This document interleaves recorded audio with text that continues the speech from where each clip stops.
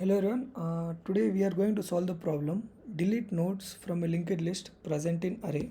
So I will try to explain this problem in such a way that if you are new to the linked list, then also you will be able to understand this problem clearly. So first thing, we will understand the question, then we will see the concepts involved to solve this problem, then we will see the constraints, and based on constraints we will try to optimize the solution. Now first we'll understand the question. You are given an array of integer numbers and an head of a linked list, right? Return the head of the modified linked list after removing all nodes from the linked list that have a value that exists in nums. He's saying that he has given some head and he has given some numbers. You should iterate from the heads, and if that number is present, if the value in head present in the number, then I need to remove that. So if you see 1 is present, so we had removed 1. 2 is present, removed. 3 is present, removed. 4 and 5 is not present, so we have returned 4 and 5. Right? Now let's see this example. First one we have removed. 2 is present, yes, we are keeping it. 1 we have removed, 1 we have removed. So 2 to 2 will be my answer. Now if you see here, 5 is my nums, 1, 2, 3, 4. So 5 is not present in head, so we are not removing any of these elements. This will be my values. So I think you understood the question, what exactly we need to do. We need to iterate through the head and we need to check if that value is present in my numbers. If that is present in numbers, I need to delete from my linked list. So that is the question. Now if you see here, if you are doing that, if you are taking one element and if you are iterating to the nums, now if you can see nums, these are 10 power 5.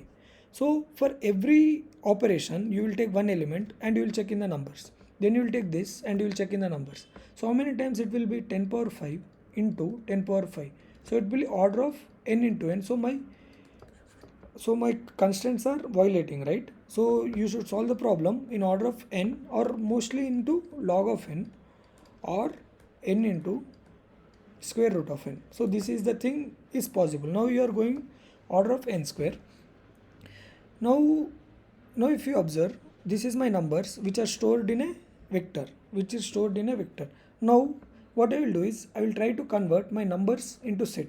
You can convert it into set, or you can sort your numbers, and you can perform binary search as well. So for simpler understanding, what we are doing is we are converting into set, and is saying that all elements are distinct.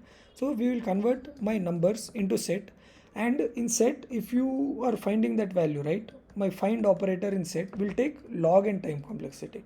So mostly it will go into n into log n, and you can solve this problem pretty easily. Now let's see this example. Consider 1 and 2 and 3 as inserted into the set, and these are my values. So first thing first, I will create my dummy node. Dummy node is to initialize whether my answer is forming or not. Instead of directly attacking the head of a linked list, we will try to create a dummy node and we will see. So it's better whenever you are encountering a linked list problem, it's better to create a dummy node, and from the dummy node you can proceed further. Now I have stored the dummy node in my temporary variable. Now I will check my 1 is present, yes, my 1 is present, 2 is present, my 3 is present, yes, till 3 is present, 4 is not present. So what I am doing, t arrow next is equals to 4. Consider like head arrow, head value, and while I am not writing the exact code, I will show you the exact code. T arrow next is equals to 4, right? Then t is equals to t arrow next.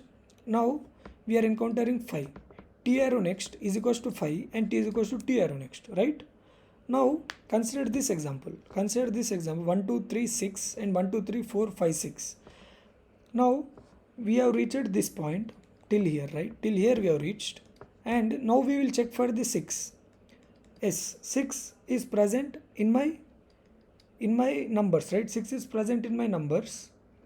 And if you are stopping here, t is equals to t arrow next, that means we have come till 5, and 5 arrow next is 6, right? 5 arrow next is 6. You did not change anything. If it is 6, you will say my answer is present, so I will not do any operations. So 6 is stored. So what will be my answer here? 4, 5 and 6. This is not a correct answer, right? Because 6 should not present. 6 should not. That's why what we will do is, at the end, after completing all the operations, if my extra values are there towards the right side which are present in my this vector, that's why we'll do t arrow next is equals to null. T arrow next is equals to null at the end. Now try to code by yourself. I have explained you the logic. Try to code by yourself. If you are coding it right, so you will visualize all the linked list, what is the next, what is the value, and what exactly is happening. Try to code and dry run few examples, and if you still unable to find the coding part, then you can watch the next part of the video. Now we'll see the coding part. So here this is my dummy variable and this is my temporary variable and this is my set. In set we are storing all the values the vector contains. Now we are iterating to the head, and h dot find if in my set my value is not present, that means is equals to h dot end t arrow next is equals to head and t is equals to t arrow next. We are going, t is going further, and finally head is equals to head arrow next, because head will always move whether it's present or it's not present. And suppose we have reached till this point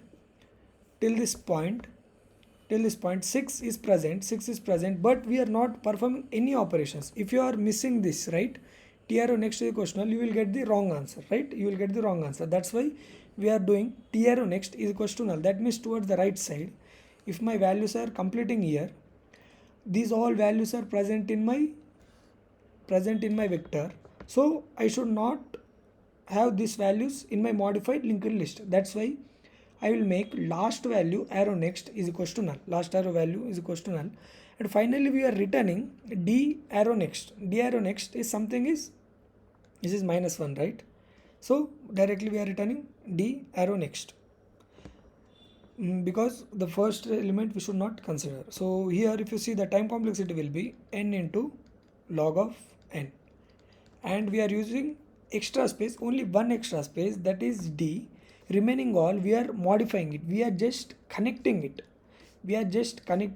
to the d. So we are not using that space, so the space will be order of 1.